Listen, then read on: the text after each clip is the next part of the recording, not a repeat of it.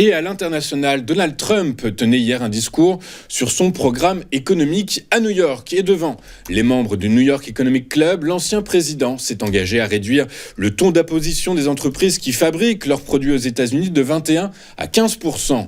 Précisons que cette réduction d'impôt proposée ne ferait que rétablir une loi de 2017 supprimée par Donald Trump lui-même. Or, cette loi avait soulevé de nombreux problèmes, notamment sur ce qui est considéré comme de la production nationale. Le Congrès va alors abroger cette loi, choisissant plutôt de réduire le taux d'imposition des sociétés de manière générale. Autre proposition phare faite par l'ancien président républicain, la nomination d'Elon Musk à la tête d'une commission chargée de conduire un audit complet en matière de finances et de performance de la totalité du gouvernement fédéral en vue de faire des recommandations pour des réformes draconiennes. Enfin, à 2 mois jour pour jour de l'élection américaine du 5 novembre, Donald Trump s'est engagé à faire des États-Unis la capitale mondiale du Bitcoin et des crypto-monnaies. Notons tout de même que la facture s'annonce salée puisque le coût des promesses fiscales de Donald Trump est évalué à plus de 10 000 milliards de dollars. Concernant sa rivale Kamala Harris, contre toute attente, nous avons appris hier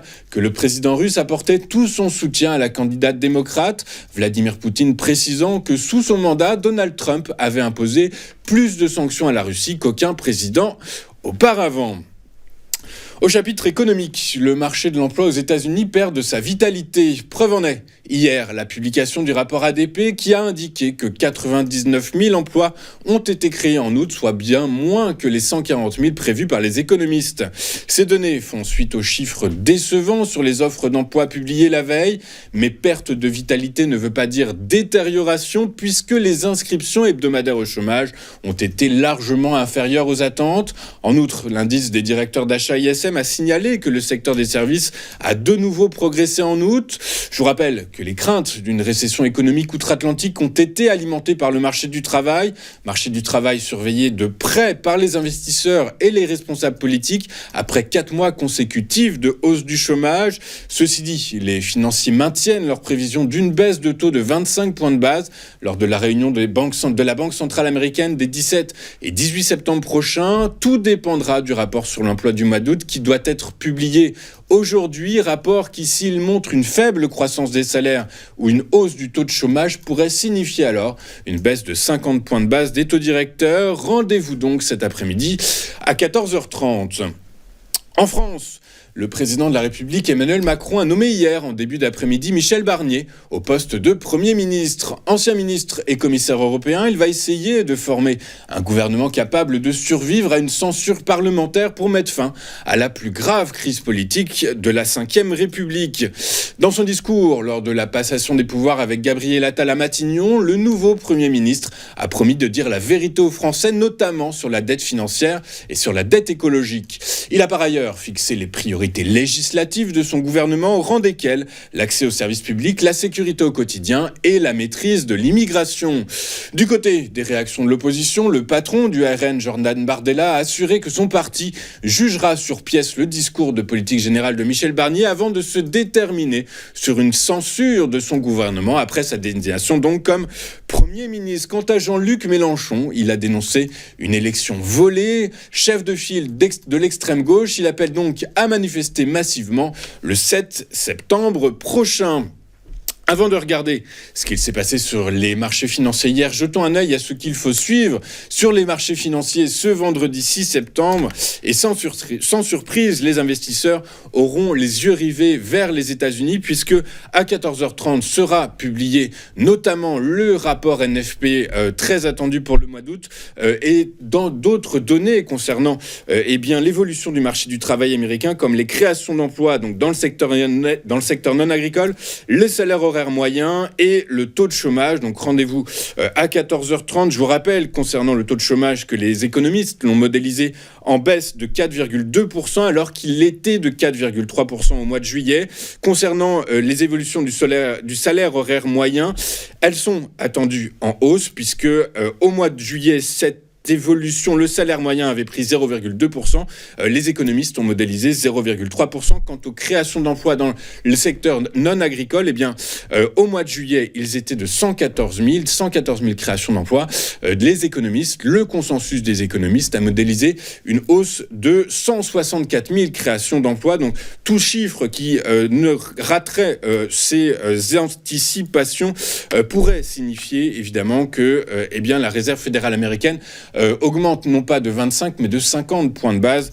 C'est au directeur. Donc rendez-vous à 14h30. C'est évidemment toutes les informations que la planète finance attend avec impatience. Voilà donc pour ce qui sera à suivre aujourd'hui. Faisons maintenant le tour de ce qui s'est passé hier. Et en Europe, les marchés financiers ont clôturé en ordre dispersé. Hormis à Francfort, Paris et Londres ont fini dans le rouge. Et ce, pour la 4e séance consécutive. Les investisseurs européens fébriles avant le très attendu rapport sur l'emploi américain. À Paris, l'indice phare a été également pénalisé par le repli marqué des valeurs du secteur du luxe. Les investisseurs pointant du doigt le ralentissement de la demande en Chine, marché primordial. Vous le savez, pour ce secteur, le CAC 40 a ainsi reculé de 0,92% à 7431 points à Londres. Malgré l'embellie du marché de la construction britannique, le FTSE a cédé 0,34% à 8241 points. À Francfort, cependant, la configuration technique du DAX semble plus porteuse, l'indice allemand ayant lui symboliquement gagné 0,02% à 18 595 points. Aux États-Unis, Wall Street a fini en ordre dispersé mais sans tendance nette. Les investisseurs préférant se montrer patients à la veille de la publication du rapport NFP. Le Dow Jones a reculé de 0,54% à 40 755 points. Le S&P 500 a cédé 0,3% à 5 503 points. Le Nasdaq Composite a lui gagné 0,25% à 17 127 points. En Asie, ce matin, les marchés financiers ont évolué également sans tendance. Les investisseurs paralysés avant la publication du rapport NFP d'aujourd'hui. Le Nikkei a ainsi symboliquement gagné 0,1% à 36 657 points. Sur le marché des taux souverains, cette fois-ci, les opérateurs également ont joué la carte de la prudence hier. Peu de volatilité observée. En zone euro, le Bund à 10 ans est resté stable à 2,228%, tandis que celui à 2 ans a perdu moins de 2 points de base à 2,295%. À l'heure de la clôture en Europe, les rendements ont légèrement reculé aux États-Unis après la publication du rapport ADP, mais l'indice ISM des directeurs d'achat dans les services a légèrement progressé, passant de 51,4 à 51,5 en août, a permis au taux souverain de se maintenir quasi à l'équilibre. Les bons du Trésor américain à 10 ans se négociaient en repli alors de moins de 2 points de base à 3,795%. Les rendements des bons du Trésor à 2 ans affichaient un repli de moins de 2,5 points de base à 3,746%. Hier, les prix du pétrole n'ont pas su tirer parti de la prolongation actée par l'OPEP+, de 2 mois des coupes de production. Le prix du baril de Brent de la mer du Nord pour livraison novembre a fini stable à 0 avec une baisse symbolique de 0,01% à $72,69 l'unité. Quant au baril de WTI avec échéance octobre, il a lui cédé par contre 0,07% à $69,15 l'unité. On va marquer une toute première pause dans cette édition du 6 septembre et juste après, comme convenu, nous retrouverons en duplex Antoine Quesada. Tout de suite.